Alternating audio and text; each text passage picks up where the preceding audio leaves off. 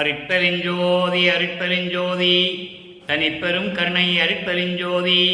எல்லா உயிர்களும் இன்புற்று வாழ்க, வள்ளல் மலரடி வாழ்க வாழ்க, கொல்லா விரதம் கோல எல்லாம் ஓங்குக, நல்லோர் நினைத்த நலம் பெறுக, நன்று நினைத்த எல்லோரும் வாழ்க இசைந்து. உலக மக்களே, அறிவார்ந்த அன்பர்களே, ஆண்மநேய ஒருமைப்பாடுடைய அன்பர்களே, நமது இறைவன் வல்லற்பமான அவர்கள் நமக்கு அருளிய திருவருட்பாவில் மூன்றாம் திருமுறையில் பதிகம் 19 காதல் மாட்சி என்ற பதிகத்தில் இருக்கின்ற பாடலுடைய விளக்கங்களை பார்த்து கொண்டிருக்கிறோம். காதல் மாட்சி மொத்தம் 10 பாடல்களை கொண்டது. ஒவ்வொரு பாடலிலும் திருவொற்றியூரிலே இறைவன் எப்படி இருக்கிறார் என்பதையும், அந்த இறைவனை பார்ப்பதற்காக இவர் தெருவிலே நின்று கொண்டிருக்கும் போது இறைவன் எப்படி இவரை பார்க்காமல் ஓடுகிறார் என்பதையும், இவரும் பின்னாலே ஓடி இந்த ஓட்டத்தை இனிமேல் என்ன பிடிக்க முடியாது என்று சொல்லி இறைவனுடைய நிலையையும் தன்னுடைய நிலையையும் இந்த பாடல்களிலே நமக்கு அருளியிருக்கிறார்கள். இந்த பாடலை பார்ப்பதற்கு முன்னால் ஒரு சிறிய முன்னுரை. இந்த பிரபஞ்சம் தோன்றிய காலத்திலிருந்தே சமயங்களும் மதங்களும் மார்க்கங்களும் இந்த 4 யுகங்களிலுமே, கிரேதயுகம், திரேதயுகம், துவாபரயுகம், கலியுகம், இந்த 4 யுகங்களிலுமே சமயங்களையும் மதங்களையும் மார்க்கங்களையும் படைத்து, அதை படைத்த தலைவர்கள் எல்லாம், சமய தலைவர்கள், மத தலைவர்கள், மார்க்கங்களுடைய தலைவர்கள் எல்லாம் இறைவனை பல ரூபங்களாக, பல வடிவங்களாக கற்பனை செய்து பல பெயர்களை அழைத்து கொண்டு வழிபட்டார்கள். மக்களையும் வழிபட செய்தார்கள். இப்படிதான் வழிபட வேண்டும் என்று ஒரு நிர்பந்தத்தை உருவாக்கி மக்களை வழிபட வைத்து விட்டார்கள். அதற்காக தேவையான ஆலயங்களையும் அமைத்து, அந்த ஆலயங்களுக்கு தேவையான வழிபாட்டு முறைகளையும் அமைத்து, காலங்களையும் அமைத்து, நேரங்களையும் அமைத்து வழிபட வைத்து விட்டார்கள். இதுதான் நடந்தது. அப்போ அந்த காலகட்டங்களில் இனிமேல் இந்த சமயங்களும் மதங்களும் மார்க்கங்களும் தேவையில்லை என்று அருட்பெருஞ்சோதி ஆண்டவர் நினைத்து சமரச சுத்த சன்மார்க்கத்தை நிறுவி தன் மகனிடம் கொடுக்க வேண்டும் என்பதற்காக தன்னுடைய அருள் சக்தியால் ஒரு மகனை ஒரு தாயின் வழியாக இந்த மண்ணுலைக்கே வருவிக்க செய்து, அதன் பிறகு இந்த மண்ணுலைக்கே வருவிக்க செய்து தன் மகனை ஆட்கொண்டு மறைப்பை நீக்கி, அதன் பிறகு சமரச சுத்த சன்மார்க்கத்தை கொடுத்து எப்படியெல்லாம் அருளை கொடுத்தார் என்பதை ஒவ்வொரு பாடலிலும் நாம் பார்த்து கொண்டிருக்கிறோம்.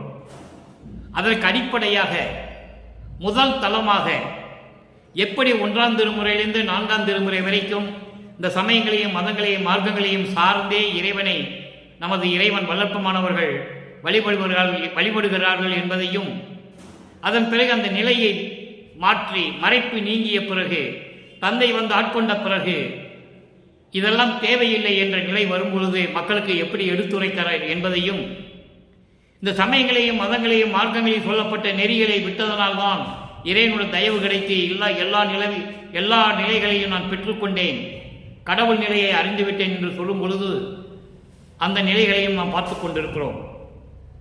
அந்த வகையிலே இன்று நாம் பார்க்க வேண்டிய பாடல், ஏன் இந்த நிலைகளை பார்த்து கொண்டிருக்கிறோம் என்றால், வல்லப்பமானவர்கள் இந்த மண்ணுலைக்கே வருவிக்க உற்று 200 ஆண்டு காலமாக 200 ஆண்டுகள் கடந்து விட்டன. 200 ஆண்டுகள் காலமாகவே சமரச சுத்த சன்மார்க்கத்துடைய விளக்கத்தையும் 5 தொழிலையும் செய்து கொண்டு நம்மளையெல்லாம் படைத்து காத்து கொண்டிருக்கின்ற இறைவன் வல்லற்பமானவர்களுடைய இறைநிலையையும் மக்களிடம் யார் போய் கூறவில்லை. அதனால்தான் வல்லற்பமானவர்களுடைய திருவருட்பாவிலிருந்து நாம் 1ஆம் திருமுறையிலிருந்து 4ஆம் திருமுறைக்கு இருக்க பாடலுக்கு 6ஆம் திருமுறையிலே எப்படி விளக்கம் இருக்கிறது என்பதை பார்த்து கொண்டிருக்கிறோம். அப்போ சமயங்களையும் மதங்களையும் மார்க்கங்களையும் விட்டு தனி மார்க்கமான எல்லாமே, சமயங்களும் மதங்களும் மார்க்கங்களும் மனிதர்களால் உருவாக்கப்பட்டது. இறைவன், எந்த இறைவனும் இதை உருவாக்கவில்லை. ஆனால் சமரச சுத்த சன்மார்க்கத்தை உருவாக்கியது அருட்பெருஞ்சோதி ஆண்டவர். அதை தன் மகனிடம் கொடுத்து செயலாற்ற வைக்கிறார். அதற்காகவே வல்லற்பமான வருவிக்க உற்றார். அதற்கு ஒரே ஒரு சான்று மட்டும் போதும். அருட்பெருஞ்சோதி அகவலிலே இருக்கிறது, ஆன்ற சன்மார்க்கம் அணிபெற என்னைத்தான் ஈன்று இனிய அமுதளித்த நற்றாயே என்று சொல்லுவார். அப்போ எதற்காக இந்த மண்ணுலைக்கு வருவிக்கொட்டார் என்பதை தெளிவாக கூறுகிறார். அகத்தை கருத்து புறத்தை வெளுத்திருந்த உலக அனைவரையும் சகத்தை திருத்தி சன்மார்க்கத்தை அடைவித்திட அவரும் இகத்தை பலத்தை பெற்று மகிழ்ந்திடுவதற்கென்றே என்னை உகத்தே இறைவன் வருவிக்க உற்றேன், அருளை பெற்றேனே என்று சொல்லுகிறார். அப்போ இறைவன் இந்த மண்ணுலக்கு வருவிக்க உற்று இறைவன் வந்து தன்னை ஆட்கொள்ளாத வரையில் இவருடைய மனம் ஒரு நிலையில் இல்லை. சமயங்களையும் மதங்களையும் மார்க்கங்களையும் சார்ந்து கொண்டேதான் இருக்கிறார், இது உண்மை. அதன் பிறகு விட்டுவிட வேண்டும் என்று சொல்லுகிறார். அதை விட்டுவிட வேண்டும். அதுதான் சமரச சுத்த சன்மார்க்கத்தினுடைய நிலை. இப்போ அந்த வகையில் பாருங்க, முதல்ல பாடலை பார்ப்போம். பாடலினுடைய விளக்கத்தை பார்த்த பிறகு எப்படி அருட்பெருஞ்சோதி ஆண்டவர் ஓடுகிறார், அதாவது சமயங்களையும் மதங்களையும் மார்க்கங்களையும் சார்ந்திருக்கும் போது அவரை திருவொற்றியூரில் இருக்கின்ற இறைவன் என்று சொல்லுவார். மகனை பார்த்த உடனே ஓடுகிறார், திரும்பி பார்க்காமல். இவரும் பின்னாலேயே ஓடி பிடிக்க முடியல. அப்போ எப்போ அவரை ஓட்டத்தை பிடிச்சாரு, எப்போ இறைவனை பிடிச்சாரு என்பதுதான் முடிவான நிலை. அதுதான் 6ஆம் திருமுறையில் அந்த விளக்கம் கொடுக்கிறார். இதையெல்லாம் விட்ட பிறகுதான், மதங்களையும் சமயங்களையும் மார்க்கங்களுடைய நெறிகளை விட்ட பிறகுதான் எனக்கு இந்த நிலை கிடைத்தது என்று சொல்லுகிறார். உலக மக்களுக்காக சொல்லுகிறார். அவர் ஏற்கனவே இறைநிலையில் இருக்கின்றவர். மக்களுக்கு விளக்க வேண்டும் என்பதற்காகத்தான் மக்களோடு மக்களாக தோன்றும் துணையாக இருந்தவர் வள்ளற்பெருமான் அவர்கள். இப்ப அந்த பாடலுடைய விளக்கத்தை பாருங்க. 3ஆம் திருமுறை 19வது பதிகம் காவல் மாட்சி. மாட்சி என்பது மேன்மை பொருந்தியது. இறைவன் மேலுடைய காவல் எப்படி மேன்மை மிக்கது, எப்படி சிறப்பு மிக்கது என்பதை பார்க்க போகிறோம். 3வது பாடல். தாயாய் அளிக்கும் தாயாய் அளிக்கும் திருவொற்றி தலத்தார், தாயாய் அளிக்கும் திருவொற்றி தலத்தார் தமது பவனிதனை மாயா நலத்தில் காண வந்தால், நல்லா கவனிக்கணும், மாயா நலத்தில் காண வந்தால் மருவும் நமது மனம் கவர்ந்து பாயா விரைவில் நம்மை திரும்பி பாராது ஓடுகின்றார். நாம் ஓயாது ஓடினாலும் அவர் ஓட்டம் பிடிக்க ஒண்ணாதே. அற்புதமான பாடல். வள்ளற்பெருமானை அவர் வருவிக்க உற்றதிலிருந்தே ஒரு சாதாரண குழந்தையாக பிறந்தார் என்றும், சாதாரணமாகவே மனிதனாக வாழ்ந்தார் என்றும், இப்படியெல்லாம் மக்களிடம் பேசிக் கொண்டிருக்கிறார்கள். அது முழுமையிலும் தவறானது என்பதை நீங்கள் புரிந்து கொள்ள வேண்டும். அவர் இறைவனால் வருவிக்க உற்றவர். இந்த மண்ணுலகில் அவர் வந்து சமரச சுத்த சன்மார்க்கத்தை பரப்ப வேண்டும் என்பதற்காகவே ஒரு திருவிளையாடல் செய்கிறார்கள், தந்தையும் மகனும் சேர்ந்து கொண்டு. அதை நீங்கள் புரிந்து கொள்ள வேண்டும். இப்போ அந்த பாடலுடைய பொருள் பாருங்க. தாயாய் அளிக்கும், தாய் உள்ளம் கொண்ட ஒரு தாய் பிள்ளையிடம் எப்படி அன்பாக இருப்பாளோ அதுபோல் அன்பு உள்ளம் கொண்ட தாய் உள்ளம் கொண்ட இறைவன் திருவொற்றியூரிலே இருக்கின்றார். அவர் என்னுடைய பவனியை பார்ப்பதற்காக திருவுலா வீதி வரும்போது அவரை பார்ப்பதற்காக மிகுந்த மகிழ்ச்சியோடு மாயா நலத்தில் என்பது பேரின்பத்தோடு அப்படி நான் ஓரமாக நின்று கொண்டு இறைவனை காண வந்தால் மருவும் நமது மனம் கவர்ந்து பாயா விரைவில் நம்மை திரும்பி பார்க்காமல் ஓடுகிறார். விரைவாக வந்து பாய்ந்து வருவது போல வந்து என்னை திரும்பி பார்க்காமல் ஓடுகிறார். நம்மளை தான் பார்க்க வருவார் என்று நான் நின்று கொண்டிருக்கிறேன். மிகுந்த மகிழ்ச்சியோடு, பேரின்பத்தோடு, மிகுந்த கற்பனையோடு நம்மளை தான் இறைவன் பார்க்க வருகிறார் என்று தெருவிலே நான் ஓரமாக நின்று கொண்டிருக்கிறேன். நான் எதிர்பாராத விதமாக என்னை பார்க்காமல் விரைந்து, என்னை கடந்து விரைந்து ஓடுகின்றார். திரும்பி பார்க்காமல் ஓடுகின்றார். நானும் பின்னாலே ஓடினாலும் அவர் ஓட்டத்தை பிடிக்க முடியவில்லையே. இருந்தாலும் அவன் யார் என்று நான் தெரிந்து கொண்டேன். அவனை நான் விடவே மாட்டேன் என்று சொல்லுவார். அந்த பாடலுடைய தொடர்ச்சி தான் இந்த பாடல் வந்துகிட்டே இருக்கு. ஒவ்வொரு பதிகமாக நமக்கு கொடுத்திருக்க. அப்ப இந்த பாடலுடைய மைய கருத்து, தாய் உள்ளம் கொண்ட இறைவன், திருவொற்றியூரில் இருக்கின்ற இறைவனுடைய பவனியை பார்ப்பதற்காக, திருவிழா வீதி வரும்போது அவனை காண வேண்டும் என்பதற்காக நான் தெருவோரத்தில் நின்று கொண்டிருக்கிறேன். மிகுந்த மகிழ்ச்சியோடும் பேரானந்தத்தோடும் நான் நின்று கொண்டிருக்கிறேன். என்னை பார்க்க வருவது போல விரைவாக வந்து என்னை கடந்து சென்று திரும்பி பார்க்காமல் ஓடுகிறார். திரும்பி பார்க்காமல் ஓடுகிறார். நான் பின்னாலே ஓடினாலும் அவர் ஓட்டத்தை பிடிக்க முடியாதே. அப்போ என்னுடைய கருத்து என்னவென்றால், இறைவனை பார்ப்பதற்காக திருவொற்றியூருக்கு செல்லுகிறார். காரணம், 9வது வயதில் மகனை ஆட்கொள்ளுகிறார். எந்த அருளையும் கொடுக்கவில்லை. நேரடியாக வந்து எதிரே எழுந்தருளி அவரை ஆட்கொண்டு, மகனே உன்னை நான் ஆட்கொண்டு விட்டேன் என்று சொல்லிவிட்டு மறைந்து விடுகிறார். இறைவன் ஆட்கொண்ட பிறகு இவர் மறைப்பு நீங்குகிறது. பின்னாலே விளக்கம் வருகிறது. 6ஆம் திருமுறையில் சொல்ற அந்த விளக்கத்தை. மறைப்பு நீங்குகிறது. மறைப்பு நீங்கியவுடன் நம்மளை ஆட்கொண்டவன் இறைவன் என்று இவருக்கு தெரிந்து விட்டது. 9வது ஆண்டில் நல்லா கவனிக்கணும். ஆண்டாறு 3 ஆண்டில் ஆட்கொண்ட அருள்கடலே என்று சொல்லுவார். அப்போ அந்த 9வது ஆண்டில் ஆட்கொண்ட பிறகு இறைவனை தான் நம்மளை இந்த உலகிற்கு வருவிக்க செய்தது என்பதை வள்ளல் பெருமானுக்கு தெரிந்து விட்டது. நம்மளை குழந்தை இறைவனுக்கு தெரிந்து விட்டது. அப்ப இறைவனை காண வேண்டும். மனம் அலை பாய்கிறது. எங்கே செல்வது? திருவொற்றியூருக்கு செல்லலாம். அங்கே சென்று இறைவனை பார்க்க வேண்டும் என்று அங்கே நின்று கொண்டிருந்தால், மகனை பார்க்காமல் பாய்ந்து வந்து மகனை பார்க்காமல் திரும்பி பார்க்காமல் ஓடுகின்றார். அப்ப மகனுடைய நிலை என்ன? எப்படி அவர் மனம் வேதனைப்பட்டது? தந்தையை பார்க்க முடியவில்லையே, இறைவனை பார்க்க முடியவில்லை என்று அவர் வேதனைப்பட்டுக் கொண்டிருக்கும் பொழுது சொல்லுகிறார், அவன் ஓடிவிட்டான், இறைவன் ஓடிவிட்டார், திரும்பி பார்க்காமல். நான் தொடர்ந்து ஓடினாலும் அவன் ஓட்டத்தை பிடிக்க முடியாதே என்று சொல்லுகிறார். இப்போ இந்த பாடலுக்கு விளக்கம், இறைவனை ஓடுகிறார். அப்ப இறைவனை எப்போ பிடிச்சாரு? எப்படி பிடிச்சாரு? எப்படி அருளை பெற்றுக் கொண்டார்? உலக மக்களுக்கு விலைக்கு சொல்ல வேண்டியது இந்த வள்ளலார் ஊழியனுடைய கடமை. அதற்காகத்தான் இறைவன் என்னை ஏற்கொண்டார். தமிழ் இலக்கணம் தெரியாத எனக்கு இவ்வளவு விளக்கங்களையும் கொடுத்து என்னை பேச வைத்த பெருமை எனது தந்தை, நம்மளை எல்லாம் படைத்து காத்துக் கொண்டிருக்கின்ற இறைவன் வள்ளல் பெருமானையே சாரும். இப்போ இந்த 3 நிலைகளுக்கு நம்ம விளக்கம் பார்க்கணும். இந்த 3ஆம் பாடல்ல பாருங்க, தாய் அளிக்கும் திருவொற்றி தலத்தார் ஒரு நிலை. 2வது நிலை, அவருடைய பவனிதனை நான் பார்க்க சென்ற போது, திருவிழா வீதியிலே வரும்போது, வீதியிலே திருவிழா வரும்போது நம்மனை பார்க்க சென்ற போது என்னை மறந்து மெய் மறந்து மிகுந்த மகிழ்ச்சியோடு நான் இருந்து கொண்டிருந்த நேரத்தில் என்னை பார்க்க வருவது போல வந்து பாய்ந்து சென்று என்னை திரும்பி பார்க்காமல் ஓடிவிட்டான். இந்த நிலைகளுக்கெல்லாம் பதில் சொல்ல வேண்டும்.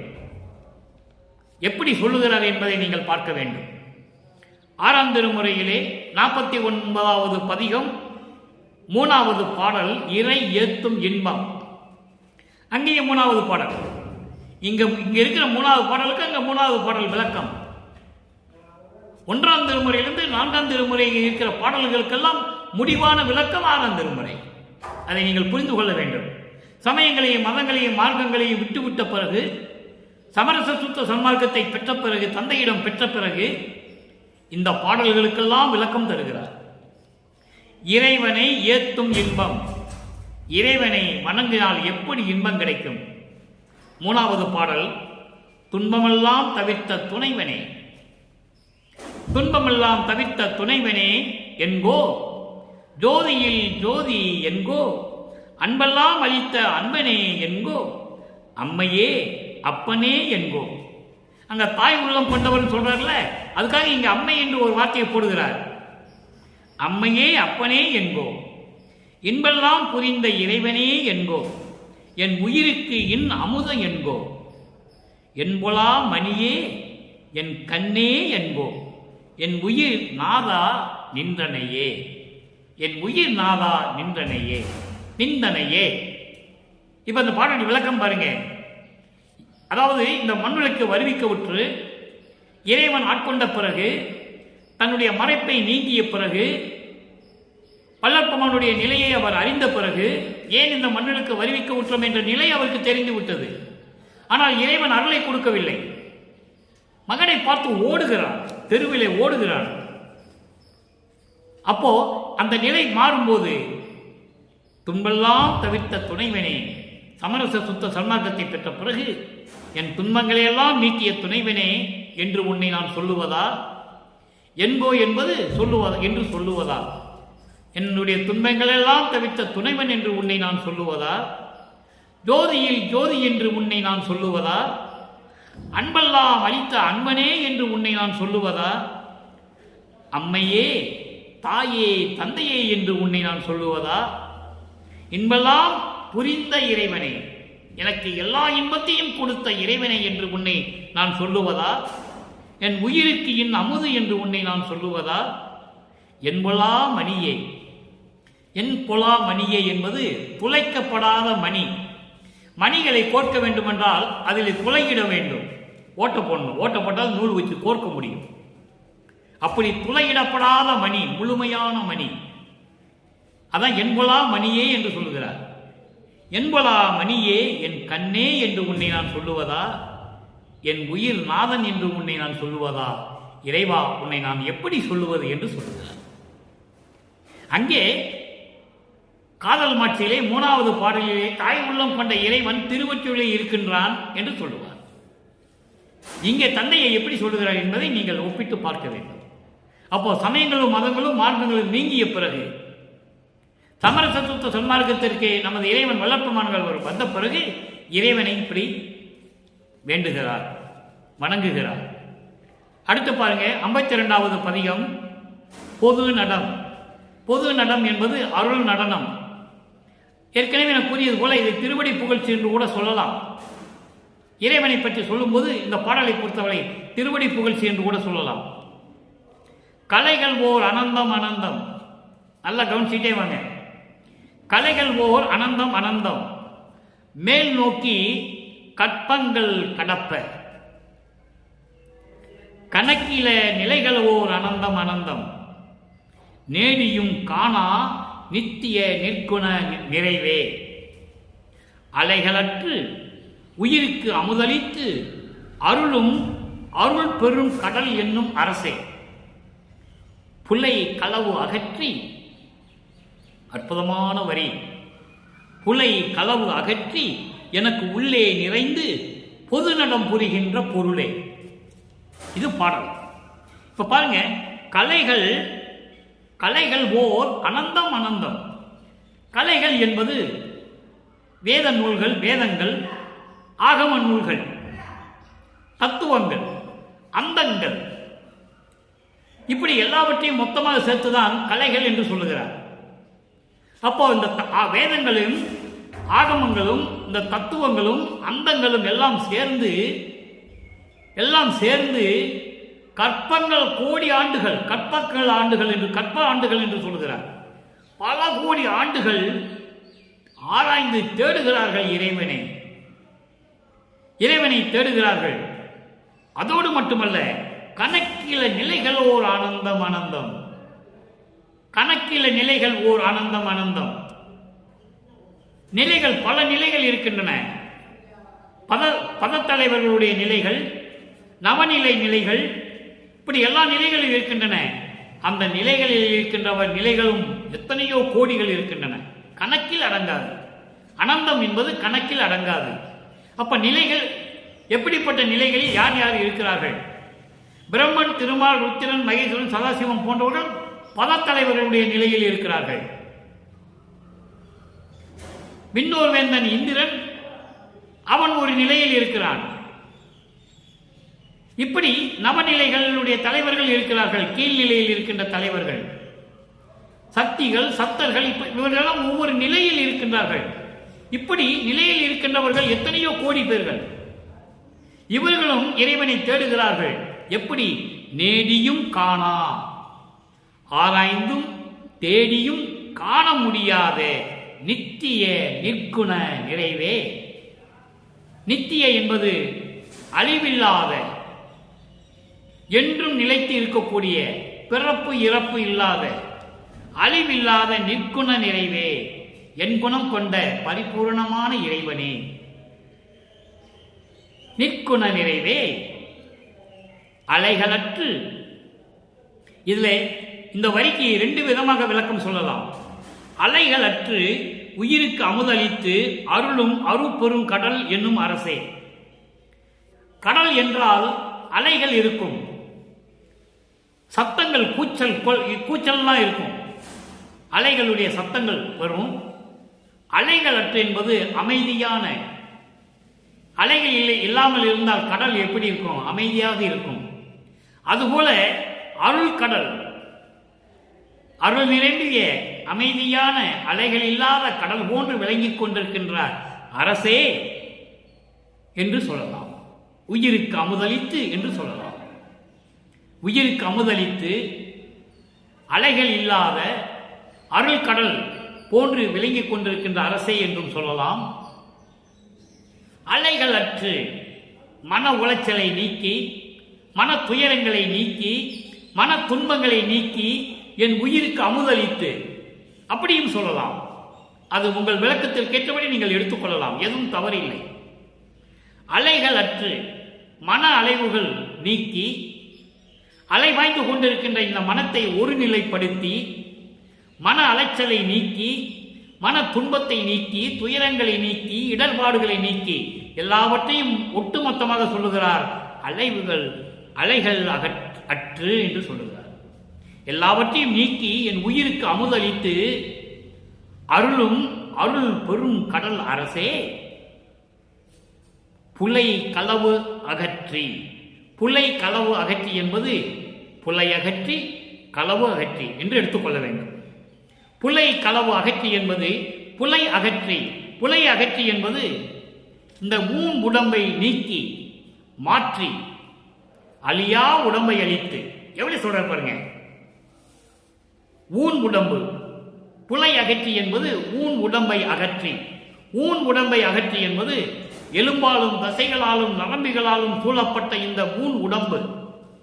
இந்த உடம்பை மாற்றி அழிவில்லாத உடம்பை கொடுத்த, 3 தேகத்தை கொடுத்த, சுத்த தேகம், பிரண தேகம், ஞான தேகத்தை கொடுத்து களவு அகற்றி, புலை அகற்றி அது முத்தேகத்தை கொடுத்தது. இந்த உடம்பை மாற்றி முத்தேகத்தை கொடுத்து மரணமில்லா பெருவாழ்வையும் எனக்கு கொடுத்து அடுத்து சொல்றாரு களவு அகற்றி. களவு அகற்றி என்பது மறைப்பை நீக்கி. அதுதான் சொல்றாரு. 9 ஆண்டுகள் வரைக்கும் எனக்கு மறைப்பு இருந்தது என்று சொல்லுகிறார். அப்ப மறைப்பு நீக்கி. மறைப்பு நீக்கி என்பது பிரபஞ்சத்தின் உண்மைகளை எல்லாம் தெரிந்து கொள்வது. எந்த மறைப்பும் கிடையாது, ஒளிமறைவே கிடையாது. அப்படி தன் மகனுக்கு அருளை கொடுக்கிறார் அருட்பெருஞ்சோதி ஆண்டவர். அதான் களவு அகற்றி, அந்த மறைப்பை நீக்கி எனக்கு உள்ளே நிறைந்து, என் உள்ளத்தில் நிறைந்து பரிபூர்ணமாக விளங்கிக் கொண்டு பொது நடம் புரிகின்ற பொருளே. அப்படி பரிபூர்ணமாக என் உள்ளத்திலே இருந்து கொண்டு இருக்கின்ற இறைவன், சத்திய ஞான சபையிலே அருளடனம் செய்து கொண்டு அருளாட்சி செய்து கொண்டிருக்கின்ற இறைவன் அருட்பெருஞ்சோதி ஆண்டவர் என்று சொல்லுகிறார். அன்பர்களே, இறுதியான 3வது விளக்கம். இன்று நாம் பார்த்த காதல் மாட்சியினுடைய 3வது பாடலுக்கு 2 விளக்கங்கள், 2 நிலைகளுக்கு விளக்கம் சொல்லியாச்சு. இது 3வது நிலை, இறுதியான நிலை, முடிவான நிலை. சமயங்களையும் மதங்களையும் மார்க்கங்களையும் விட்ட பிறகுதான் இந்த நிலை எனக்கு கிடைத்தது என்று சொல்லுவார் வல்லப்பெருமானவர்கள். இதை ஏன் சொல்லுகிறார் என்றால், உலக மக்களுக்காக. மக்களை நான் பல மார்க்கத்திலும் சமயங்களிலும் மதங்களிலும் நான் பார்த்து விட்டேன், அதையெல்லாம் கடந்து வந்து விட்டேன். பன்மார்க்கம் கடந்தேன் என்று சின்னம்பிடி. அதில் ஒன்றுமே இல்லை. ஏன் இதை சொல்கிறார் என்றால், மக்களுக்கு புரிய வைக்க வேண்டும், மக்கள் புரிந்து கொள்ள வேண்டும். நான் அதெல்லாம் இருந்து பார்த்துட்டு வந்துட்டப்பா, இல்லை ஒன்றும் இல்லைன்னு சொல்றேன். ஆனால் இவங்க என்ன சொல்லிட்டாங்கன்னா, வல்லற்பெருமானை பற்றி அவர் அங்கதான் இருந்தாரு, அதனால் நீங்களும் அங்கிருந்தே வாங்க. அங்கிருந்து வரதுக்குள்ள செத்து போவானே, இப்போ எப்போ சுத்த சன்மார்க்கத்தை தெரிஞ்சுக்கிறது? வல்லற்பெருமானை சொல்றாரு நேரடியாக வாங்கன்ற. நேரடியாக வாங்கன்னு சொல்றத மக்கள்கிட்ட யாரும் சொல்லலை, ஞானசரியில் சொல்றாரு, தெளிவா சொல்றாரு. அகவலை படிக்க சொன்னாங்க, ஞானசரியை படிக்க யாரும் சொல்லல. அதான் சிக்கலை. எல்லாம் படிக்கணும் தான், அகவல் படிக்கிறது தப்பு இல்லை, தவறு இல்லை. ஆனால் ஞானசரியை படிக்கணும், கண்டிப்பாக படிக்கணும். அங்கதான் மரணமில்லா பெருவாழ்வு இருக்கு. அப்போ அந்த விளக்கத்துக்கு தரார் பாருங்க. தானே தயவால், தயவுன்ற வார்த்தை இங்க 6ஆம் திருமுறையில் யூஸ் பண்ணுவார், இங்கதான் பயன்படுத்துவார் வல்லப்பமானவர்கள். அந்த தயவு எப்படி கிடைச்சது? தானே தயவால். தானே என்றால் இறைவனே வந்து அவருடைய தயவால். அந்த தயவு எப்படி கிடைச்சது? 3ஆம் திருமுறையில் அந்த பாடலை பார்க்கும்போது மகனை பார்த்து இறைவன் ஓடுகிறான், திரும்பி பார்க்காம. அந்த தயவு எப்படி கிடைச்சது? சமயங்களையும் மதங்களையும் மார்க்கங்களையும் சொல்லப்பட்ட நெறிகளை விட்ட பிறகு, அந்த சங்கற்ப விகற்பங்களை விட்ட பிறகு தயவு கிடைத்தது.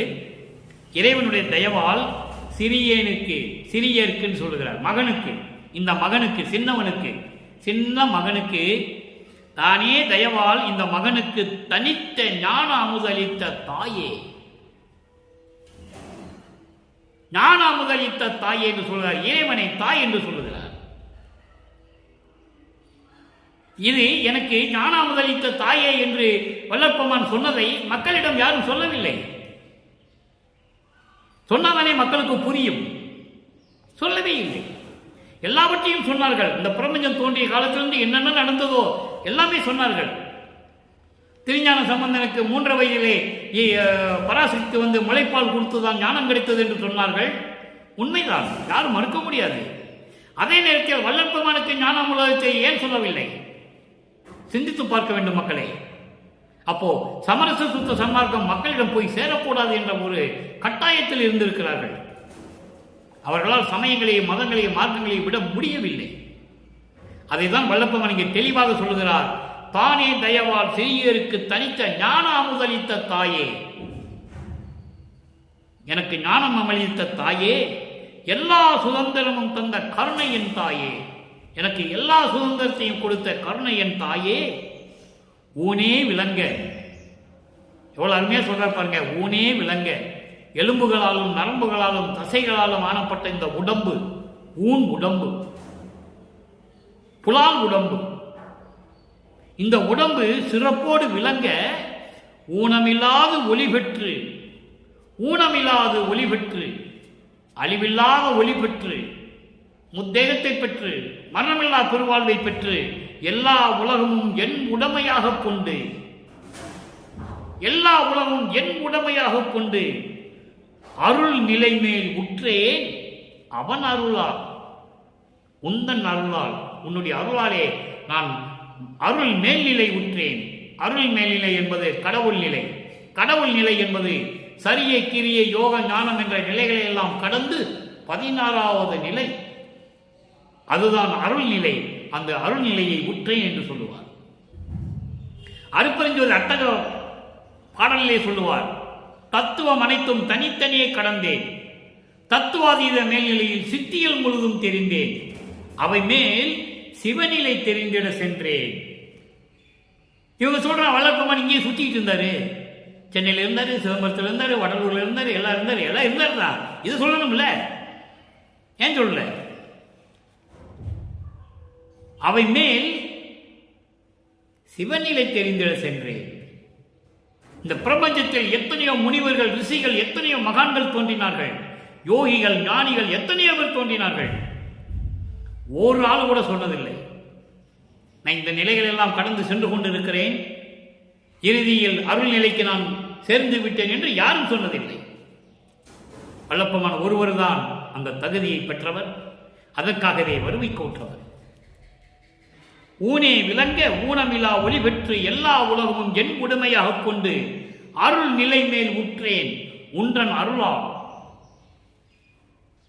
தெளிவா சொல்லிட்டாரு. அடுத்து பாருங்க.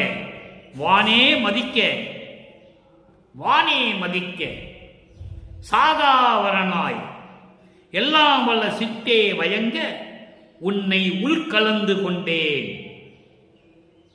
உன்னை உள்கலந்து கொண்டேன்.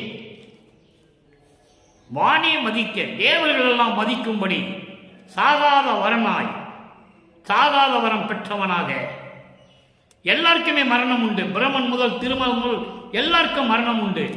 தெளிவாக சொல்கிறார் வல்லப்பமானவர்கள். 2ஆம் திருமுறையிலே சொல்லுகிறார், மாலும் துஞ்சுவான் மலரவன் இறப்பான் மற்ற வானவர் முற்றிலும் அழிவர், கோள்கள் எல்லாம் கொலையும் என்றெல்லாம் சொல்றார். அழியும் கொலையும் எல்லாம் சொல்றாரு. நற்றுணை விளக்கத்திலே சொல்றாரு. 2ஆம் திருமுறையில் 5வது பதிகம் நற்றுணை விளக்கத்திலே சொல்றாரு. ஆக இவர் எப்படி சொல்றாரு பாருங்க. இவரை வானே மதிக்க சாகாத வரனாய், பிரபஞ்சத்தை அவனும் சொன்னதில்லை எந்த முனிவனும் ரிஷி. வானே மதிக்க சாகாத வரனாய் எல்லாம் வல்ல சித்தே விளங்க உன்னை உள்கலந்து கொண்டேன், உன்னை உள்ளத்திலே வைத்து நான் கலந்து கொண்டேன். அடுத்து சொல்றார் பாருங்க, அற்புதமான வரி. வகுக்கும் தொழிலே முதல் 5ம் நானே புரிகின்றேன். வகுக்கும் தொழில் முதல், வகுக்கும் என்றால் படைத்தல், காத்தல், அழித்தல், மறைத்தல், அருளல் போன்ற 5 தொழில்களையும் நானே புரிகின்றேன். யாராவது சொல்லியிருக்காங்களா நண்பர்களே? யாரும் சொன்னதில்லை. மனிதர்களை எல்லாம் மகானாக்கினார்கள், மனிதர்களை எல்லாம் பகவான் ஆக்கினார்கள், மனிதர்களை எல்லாம் மகரிஷி ஆக்கினார்கள். மனிதர்களை பிறந்து மண்ணிலே வளர்ந்து இறந்து இந்த உடலை சமாதியாக்கியவர்களை எல்லாம் மகரிஷி என்றார்கள், பகவான் என்றார்கள். ஆனால் பகவானை மனிதனாக்கி சொல்லிவிட்டார்கள் வல்லற்பமானவர்களை. இது உண்மைதானே? அவர் என்ன சொல்றாரு? வகுக்கும் முதல் 5 நானே புரிகின்றேன். யாரும் சொன்னதில்லை. வகுக்கும் தொழிலே முதல் 5ம் நானே புரிகின்றேன். புரிதல் நானோ நீயோ நான் அறியேன். அது நானா நீயான்னு கூட எனக்கு தெரியாது. ஏனால் இறைவன் இவருடைய கலந்து கொண்டிருக்கிறார். இவர் உள்ளத்திலே கலந்து கொண்டிருக்கிறார். அவருடைய கட்டளைப்படி இவர் உலகத்தை இயக்குகிறார். அதான் சொல்லுகிறார், புரிதல் நானோ நீயோ நான் அறியேன். திருவருள் செங்கோலாட்சி செலுத்துவோம் என்று சொன்னார்.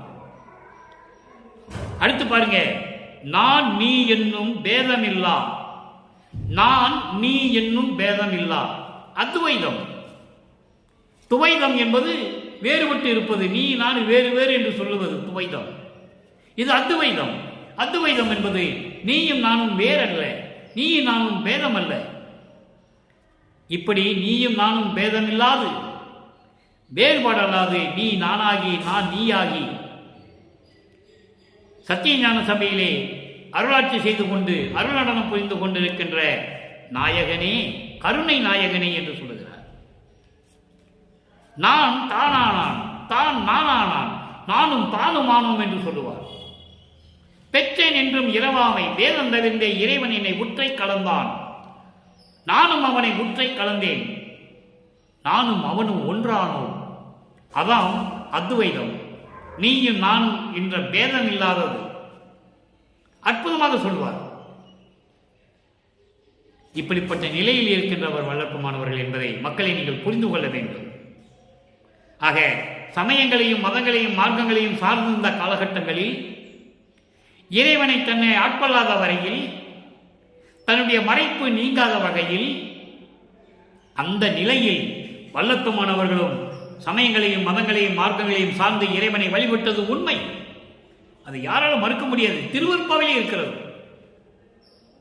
அதன் பிறகு தன் மகனை எதற்காக இந்த மண்ணுலைக்கு வருவிக்க செய்தோம் என்ற நிலை அவருக்கு அந்த காலகட்டம் வரும்போது மகனுடைய மறைப்பை நீக்கி சமரச சுத்த சன்மார்க்கத்தை கையிலே கொடுத்து, இந்த சமயங்களும் மதங்களும் மார்க்கங்களும் பொய் என்று மகனிடம் சொல்லி, அதை தானே அகவலிலே படிக்கிறீர்கள்.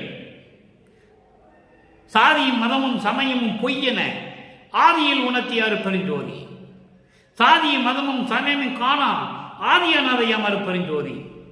இது அகவலிலே வருகிறது.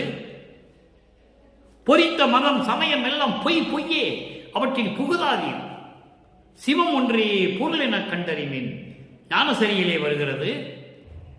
உடைந்த சமயக்குழி நின்று எழுந்து உணர்மென் அழியா ஒரு நெறியாம் சன்மார்க்க திருநெறி பெற்று வந்தேன். ஞானசரியில் வருகிறது. வெறிக்கும் சமயக்குழியில் விளைந்தேன், தன்னை விழாத வகை மறித்து ஒரு பேரறிவளித்த வள்ளல் கொடி என்று சொல்லுகிறார். கொடிப்பாட்டிலே வருகிறது. இந்த நிலைகளெல்லாம் மக்களிடம் சொல்ல வேண்டும். சொன்னால்தான் சமரச சுத்த சன்மார்க்கத்தினுடைய விளக்கம் மக்களுக்கு புரியும். வள்ளற்பெருமான் கருநிலையிலிருந்து, ஒரு தாயின் கருவறையிலிருந்து 9 ஆண்டுகள் வரைக்கும் எப்படி இருந்தார் என்ற நிலையை மக்களிடம் சொல்ல வேண்டும். அதன் பிறகு சமயங்களையும் மதங்களையும் மார்க்கங்களையும் சார்ந்து இறைவனிடம் எப்படி இருந்தார் என்பதையும் சொல்ல வேண்டும். அதை விட்டுவிட்ட பிறகு இறைவனுடைய தயவு எப்படி கிடைத்தது அதை தான் இங்கே சொல்லுகிறார். தானே தயவால், தானே தயவால் சிறியருக்கு தனித்த ஞான அமுதளித்த தாயே. வள்ளற்பெருமானுக்கு ஞானம் அமுதம் இறைவன் அளித்தான் என்று யாரும் சொல்லவில்லை. இறைவன் 9வது ஆண்டில் ஆட்கொண்டார் என்றும் சொல்ல வேண்டும். 12வது ஆண்டிலே எப்படி அருளை கொடுத்தார் என்று சொல்ல வேண்டும். அதன் பிறகு மகனை எப்படி, ஒரு சின்ன குழந்தையை கைவிரலை பிடித்துக் கொண்டு எப்படி நாம் நடந்து செல்வோமோ அதுபோன்று தன் மகனை அழைத்து சென்றதை சொல்ல வேண்டும்.